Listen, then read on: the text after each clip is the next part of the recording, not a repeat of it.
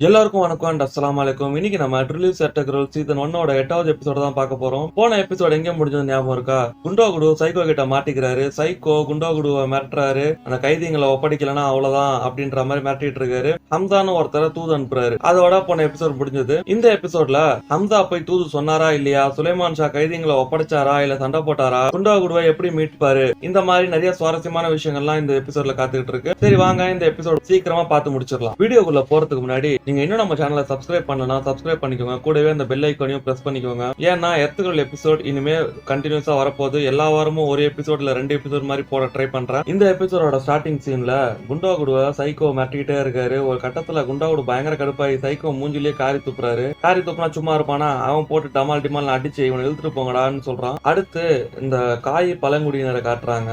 எல்லா மக்களும் ஒரே சந்தோஷமா இருக்காங்க. ஏன்னு பாத்தீங்கன்னா இந்த புது இடத்துக்கு போறாங்க இல்லையா, அதனால ஒரு சின்னதா ஒரு செலிப்ரேஷன், ஒரு கெட் டுகெதர் இப்போ நம்ம சொல்றோம் இல்லையா, அந்த மாதிரி அந்த காலத்துல ஒரு செலிப்ரேஷன் மாதிரி பண்றாங்க. ஒரு பக்கம் அண்ணி அவங்க தங்கச்சி ரெடி ஆக்கிட்டு இருக்காங்க. இன்னொரு பக்கம் பாத்தீங்கன்னா சித்தப்பா சின்ன பசங்க எல்லாம் உட்கார வச்சுட்டு ஒரு பயங்கரமான கதைலாம் சொல்லிட்டு இருக்காரு. வெளியே பாத்தீங்கன்னா ஒரு 2 அகோரிகள் ஏதோ செஞ்சுட்டு இருக்காங்க. இவங்க இந்த அகோரிகள் யாருன்னு பாத்தீங்கன்னா, இவங்களுக்கு வந்து ஒரு தோல் நோய் மாதிரி ஒரு நோய் இருக்கும். அவங்கள வந்து கொஞ்சம் தனியா ஒதுக்கி வச்சிருப்பாங்க. அந்த காலத்துல அந்த ட்ரீட்மெண்ட் டாக்டர் எல்லாம் கிடையாது இல்லையா. அந்த அகோரிகள் ஒரு பாட்டில்ல என்னத்தையோ கலக்குறாங்க. அவங்க ரத்தம்னு நினைக்கிறேன். அந்த பாட்டிலை கொடுத்துட்டு இன்னொரு அகோரி கிட்ட உனக்கு என்ன பண்ணணும்னு தெரியும் இல்லையான்னு சொல்றாங்க. என்ன பண்ண போறாங்கன்னா, இதை எடுத்துட்டு போயிட்டு அவங்க சாப்பாடுலயோ இல்ல தண்ணிலயோ இதுலயோ கலந்து விடுவாங்க. இவங்களுக்கு வந்த மாதிரியே நோய் வந்து இந்த மக்கள் எல்லாரும் அழிஞ்சு போகணும்ன்ற ஒரு கெட்ட எண்ணத்துல பண்ற வேலைகள் தான் இது. இங்க கொண்டாட்டம் ஸ்டார்ட் ஆகுது. நல்லா செலிப்ரேட் பண்ணிட்டு இருக்காங்க. ஒரு முழு ஆட்டை நெருப்புல போட்டு அப்படியே ரோஸ்ட் பண்ணிட்டு இருக்காங்க. பார்க்கும் போதே வாயெல்லாம் ஊறுது. சுலைமான் ஷா வராரு. வந்து புது இடத்துக்கு போறதுக்காக இந்த செலிப்ரேஷன், இந்த கொண்டாட்டம் நம்ம பாரம்பரிய முறைப்படி தான் நடக்கணும்னு சொல்லிட்டு ஸ்டார்ட் பண்ண சொல்றாரு. ஸ்டார்ட் பண்ணுங்கன்னு சொன்ன உடனே ஹீரோ ஸ்டார்ட் பண்றாரு. ஒரு டான்ஸ் மாதிரி ஒரு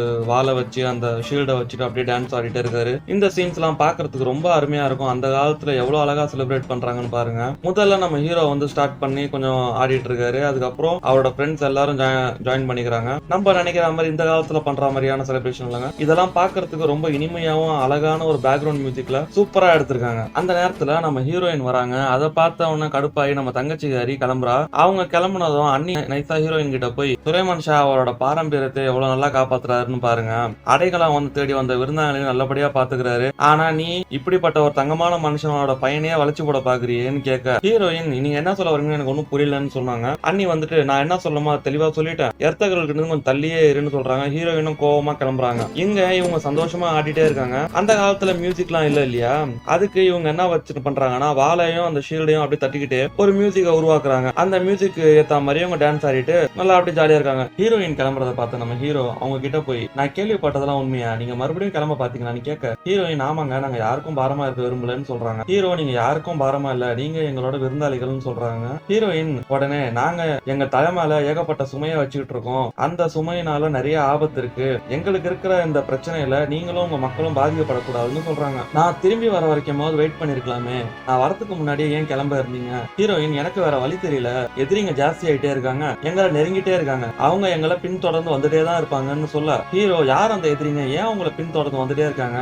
ஹீரோயின் அதை மட்டும் என்கிட்ட கேட்காதீங்க. இவங்க இப்படியே பேசிட்டு இருக்க பேக்ரவுண்ட்ல ஒரு சவுண்ட் கேக்குது. சர்தார் நாங்க ஒரு தோல் நோய் வந்த பொம்பளைய பிடிச்சிருக்கோம் அப்படின்னு சத்தம் கேட்டோம்னா ஹீரோ உடனே அங்க போறாரு. எல்லாரும் இவள ஒரு ஆச்சரியமா பாக்குறாங்க. ஒரு சில பேர் இவள கொன்னுடுங்க கொன்னுடுங்கன்னு கத்திட்டே இருக்காங்க. சுலைமான் ஷா யார் இவன்னு கேட்க, சிப்பாய் ஒருத்தர், நாங்க இவ சாப்பாடுல என்னத்தையோ கலந்துட்டு இருக்கும் போது பிடிச்சோம். சுலைமான் ஷா அந்த தோல் நோய் வந்த பொம்பளைய பார்த்து, யார் நீ சாப்பாட்டுல என்னத்த கலந்து தோச்ச அப்படின்னு கேட்க, இவ பேசாம அப்படியே சைலண்டாவே இருக்கா. ஹீரோ அங்க வராரு. அவரை பார்த்த உடனே அந்த அகோரம் மூஞ்சி, டெம்ப்ளார்ஸ்ல இருந்து உனக்கு வாழ்த்துக்கள் சொல்ல வந்திருக்கேன்னு சொல்லிட்டு இந்த சிப்பாயோட கத்தியால குத்திக்கிட்டு செத்து போறா. நைட் டெம்ப்ளார்ஸ்னா யாரு? இவங்க கிறிஸ்டின்ஸா ஜூவான்னு கேட்டீங்கன்னா இவங்க கிறிஸ்டின்ஸ் தான். கிறிஸ்டின்ஸ்லயே ஒரு பிரிவு. இவங்கள பத்தி நிறைய விஷயம் இருக்கு. உங்களுக்கு இதெல்லாம் தெரிஞ்சுக்கணும்னு ஆசையா இருந்ததுன்னா கமெண்ட் பண்ணுங்க. நான் இதுக்காக ஒரு தனியா ஒரு வீடியோவே போட ட்ரை பண்றேன். இவளுக்கு உடம்பு பூரா நோய் இருக்கு, உதைக்க வேணாம் எரிச்சிடலான்னு பேசிட்டு இருக்காங்க. சுலைமான் ஷா அப்படியே ஆகட்டும்னு சொல்றாரு. சுலைமான் ஷா எர்த்துகளோட பேசிட்டு இருக்காரு. இந்த நைட் டெம்ப்ளார்ஸுக்கு நம்ம கிட்ட இருந்து என்னதான் வேணும், அலப்ல கூட இவங்க உன்னை கொல்ல ட்ரை பண்ணாங்க அந்த மாதிரி எல்லாம் சொல்லிட்டு இருக்கும்போது அவங்க நம்ம கூட்டத்தையே அழிக்க பாக்குறாங்கன்னு ஃபீல் பண்ணி பேசிட்டு இருக்காரு.